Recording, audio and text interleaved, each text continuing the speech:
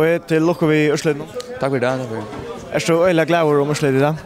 Ja, alltså jag alltid man läser det är flott Ørsleid, själv om vi inte mäknar vinna som i halvtimes. Så jag det vidare nökter alltså. Det var sagt inte att Ørsleid som ständ länge vart han för det i Estrige och nu ständ du i laglotten som målskorare. Vad huxar du att du komst läser mot målmannen där?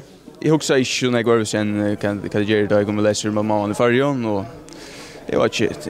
Det var bara sett han mål huxar. Och så kallt. Ja, det vill jag faktiskt säga så. Jag vet inte, ja, alltid. Nu måste du fara ut vid Skeia, hur svär till distan mot lite av Mikdain? Ja, det är det som är.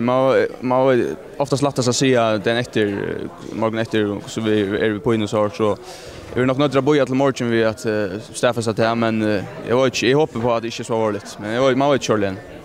Är det en allvarlig Skeia eller? Ja, det är det som är, det hoppas jag inte att det är, men jag vet inte. Det är muskelskej i luskene så hoppas inte så allvarligt, nej. Tusen tack för det. Inte tackar.